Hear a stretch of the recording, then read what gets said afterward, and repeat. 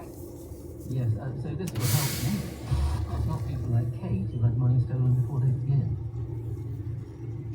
No, absolutely. Well, maybe beginning, not so it's probably not Kate. I think she's going to have devastating impact on the community. So they themselves not much left to get their money back. Yes, but we've heard many lawyers and cases in my books, of course. Now, this change is due to happen in less than 4 months on the 7th of October. Is there any merit in the Payment Association demand for a 12-month delay on it? From my perspective, and certainly from the perspective of many people I talk to in the industry, there is no need for a further stay of these rules. The PSR have been consulting on them for 2 years now. We all knew this was going to happen. And if payment firms sometimes haven't got their controls in place yet, the processes in place to prevent fraud, they've really had long enough and they really should have been investing in these controls way before now. Yes, but of course it will extend from the high street banks, as you said, to a lot of smaller payment organisations as well. I won't name any of them, but lots and lots of payment organisations are there to help you move money back and forth and have an account which is a bit like a bank account. Now the Payment Association also told us it wants to limit that to £30,000, and it said to me smaller payment firms could go bust if it wasn't cut. If they have to fork out £15, shouldn't do it, is he right? Well, I think it's important to remember that a payment firm will only have to pay half of the liability. So whilst the cap is 415, a payment firm will only ever be liable for £200,000 for that. But even with that caveat aside, firms should really have invested in these controls. If they're at this stage now that they don't have the right procedures in place to prevent, detect fraud and protect their customers, you have to question why these payment firms should be operating. Yes, I mean, UK Finance, which represents all the banks, has told Moneybox it's not calling for delay and its members are working hard towards this October deadline. And last month, the regulator wrote to all these firms reminding them of the changes and warning them to get ready. Are they doing enough? I think certainly from the big banks, we've given a huge amount of money and resources into this, and hopefully they'll be in place much later. I think a lot of small firms spend more time complaining about these proposals than to then actually invest in the controls that they need to.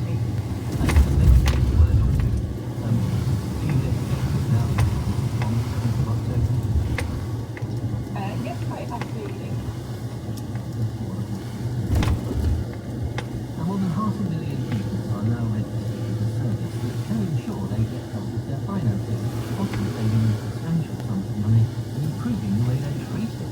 It's called the Vulnerability Registration Service. It's a not-for-profit company that energy suppliers, banks, security companies and others use to identify customers who are vulnerable and potentially or in other ways. Dan Whitworth from Hampton's New Research, who's regularly, who's recently, joined the register.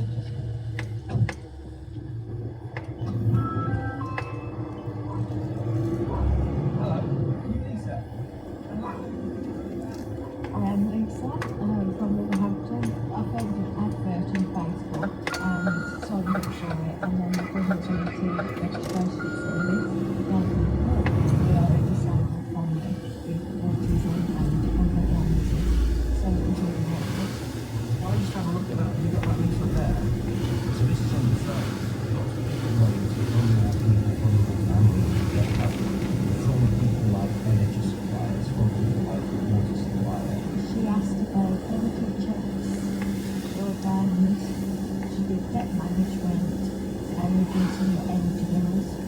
She told me about the Seven Trade one, so I registered with them, and the bill was reduced by 50 to £20. I mean, that's a massive saving. What kind of difference will that make to your personal finances? It helped towards all the other bills that were going in and a bit of savings. And now, Lisa, it's not just you who's benefited from this. So you got the call, but you've almost acted as like a sort of, I don't know, a contact or an advocate. Well, I'm in a group called Wolverhampton and Warsaw Parent Carer Support Group, They're a group that was started by parents of children who have special needs, autism, etc. And we meet regularly. So when I was there, I just showed them the leaflet I have and said, ring and see what happens. And so what happened for your friends in that group in order to get there? My friend has had her water bill reduced from £30 to £14 a month, and she's changed her broadband provider, and that saved her, I think she said about £20 a month. And what about the sort of last year, the financial health check, and went through all of those, talk me through what that was about. She just asked what banks that I was with and about the interest rates and the mortgage rates and things to see whether we could lower anything to a no interest account or no interest. So I kind of did work for it. But again, it's almost reassuring that there's someone out there able to help talk you through these finances and make sure you're happy from a money point of view. Yeah, well, that's what I told my friends at the group. How much of a help was it into in general? Well, it's a reassurance that if I am stuck, I can either give them a call, she left the number, or I can read the leaflet and if I want to get information from them what to do. And it's a real help. Please let them all down to the found it and she the vulnerability of the solution service. When you need to help find your service, how advocates for it. How do people get on the register? Do they have to give their permission? Yes, they do. They have to provide us with a minimal amount of information. They can do that through our website. The service that Lisa was talking about then is a partnership between ourselves and an organisation called Health Defence Solutions, and that is designed to give individuals one route into getting that type of support. And we're very conscious that vulnerable people are probably overwhelmed, they are struggling with time, and really need to transport and facilitate the ability to get the help that they're entitled to one route. So they just have to say it once and they don't have to keep saying it to every firm. Now, we heard savings there from £20 off broadband, £20 or so off the water bill. These are important savings. That's significant savings, and people don't always know what they're entitled to. I mean, I think about 10% of broadband social tariffs are actually claimed. We hear figures around benefits that aren't claimed. We help people towards benefit checks and through debt management routes, warm home discounts, that side of things. So it's really trying to present people with the help that's available in one way as clearly as we possibly can. Yes, and just, I mean, you've got over 500,000 people on your register. Does everyone who registers now, might want to register a vulnerable relative? Do they all get personal help? So, as I say, we work with qualifications, somebody registers with Vulnerability Registration Service or goes onto our website or Health Defence Solutions website, they can access what's available to them, and then they will be triaged, if you like, and helped through this process. There's two aspects of it. There's the proactive support, getting those entitlements. There's also the fact that people can register with us and we can alert their service providers, whether that's energy, whether that's a financial services institution, a bank. As long as those organisations are working with us, we can flag up an individual's circumstances and get them to treat them in the right way and adapt their customer journey. Yes, I mean, that's good, but I was going to say to you, why do companies need this register? Because they all say they help vulnerable customers, and they should be taking care of their own customers who are vulnerable, shouldn't they? Yes, indeed they should, and I think most organisations have an appetite to support vulnerable customers, and they all do things. I think the significant thing is what we're trying to do is that individuals don't necessarily tell 10 of their service providers one by one about their circumstances, whether that's mental health, physical health, or whether it's investment. What we're trying to do is ensure that every organisation that work with knows about that, and the individual only has to do it from once. And I think the other aspect of it is that organisations do struggle to know exactly how to treat their vulnerable customers in certain circumstances. We were talking about a huge range of vulnerabilities, from financial difficulty through to dementia, through to financial abuse. And it is a big ask of organisations. Yes, and you're an not-for-profit company. Now, it's free for people like Lisa to register, but where does your money come from? So the organisation that we work with, regardless of sector, primarily mobile what we call companies will pay to access information about us, about vulnerability. Right, and just in a word, you do have a lot of data about vulnerable people. How secure is this work? Security is paramount, not minimal data and not And Lord, it's very much. And the website is vulnerability registration service.co.uk. And just time to say, emails are coming in. John said, can you explain the logic of taxing the state pension? One department pays it up, another department can take some of it back. For it may be and that's the end of today, but Ludwig, Scotland v Germany, correct? As privately told, he expects that if Elizabeth will be back restoring succession Sunrise Live on Wednesday. She's asking, are we moving the work goalposts? More and more people say they're not ready to be substituted off the playing field. I just guess the guys in the reception with the long-term medics and say it again. Or you can share your stories at sessions.co.uk, email moneybox@bbc.co.uk.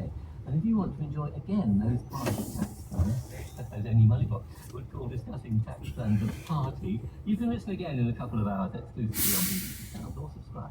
Never miss a moment. Today, the reporter was Dan Whitworth, researchers Amy Rhodes and Joe Krasner, studio manager Joe Stickler, our editor Chris Quayle, and I'm Paul Lewis. This is BBC Radio 4. Any questions? City of Newport forums of news.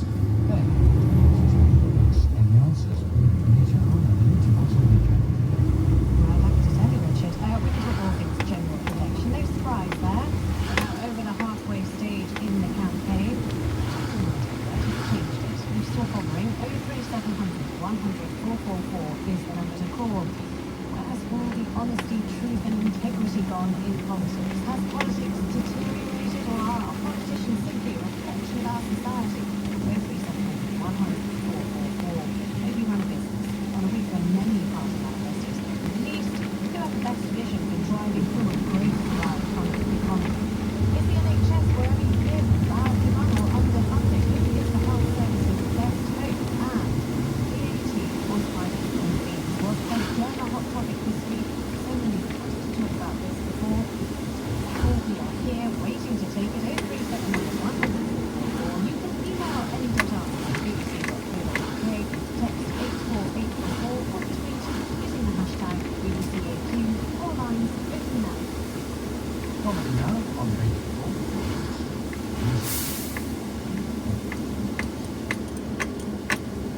Sorry, I am on a call. Hello? Andy's Ultimate. I would like to place a bet on the 70th word I say in this week's news quiz being porcupine. Yes, includes these words. No, it has never been the 70th word of the news quiz before. £100. 1,000 to 1, deal.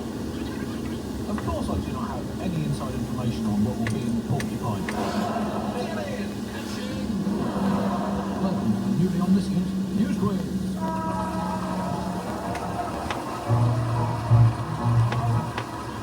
I'm Andy Zoltzman, and I'm well aware that I have a ridiculous job, but I have to say I've never felt more like a cabinet minister than I have this past week. I too have come to the realisation that whatever I say and do will have absolutely no impact on the election result of the 4th of July. Anyway, since if you don't both our teams will at least pretend they think they can win rather than just begging me to let them lose by a dignified margin, and our teams this week, in a week in which the Conservative Keir Starmer was accused of being a political robot, we have Team Out of Office against Team Auto Reply. Team Out of Office, we have Athena Kablania and Lucy Porter. Alison Beckett King and Hugo Rifkin. The first question, who produced a load of what this week? Is it? I know this. Is this us? Well, I can be, yeah. Oh, sorry. Athena It's used been a a load of while. question stealing techniques. I've learned how to do these things by watching the debates. Yeah. Just talk. Sorry, after you. This is all the manifestos. Yes. Everyone's got their manifestos this week. And I think the Conservatives have the most forlorn manifesto. It's kind of like it's like a sort of marriage guidance therapy manifesto. They're like, I can change. My boyfriend's really boring. Give me another chance. It's like in no other field of life would be acceptable to act like a Conservative manifesto. It's like a field of I thought we'd be building a conservatory, a sort of Palace of Versailles field. Quality, you built the garage out of mud and it fell down in a week. But there's this chutzpah of it that I quite admire. We'll do it differently next time. We can. They don't seem confident. I don't know if you've seen the Tory manifesto, but the cover is a picture of Rishi Sunak clearing his desk. Just putting like donks and potted plants in a cardboard box. My favourite thing is that they launched it at Silverstone. You know, you think, well, I guess they're thinking, you know, it's racing, it's going. But that is just so much potential for talk about the wheels coming off, red flags. Massive car crashes. Massive crashes, exactly. Rishi's got the look of. Sometimes when I'm doing a gig and I'm like, I've got to do the full time, otherwise they might not pay me, but it's not going very well. And it's that sort of desperation just seeing out his time, isn't it? Just thinking, what did I miss on Sky?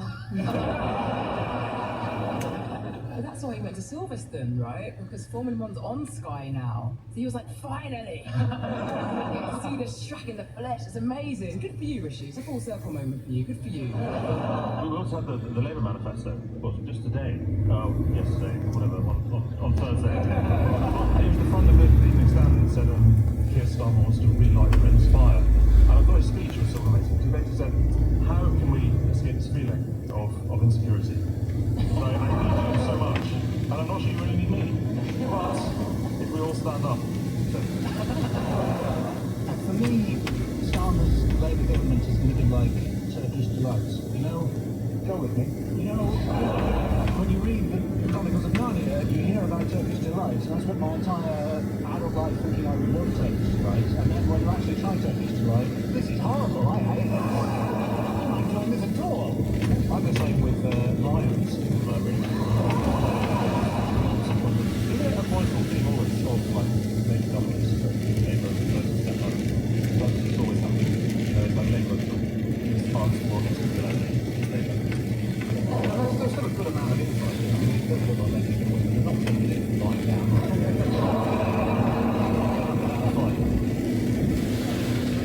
I enjoyed the Labour manifesto on pictures of Keir Starmer.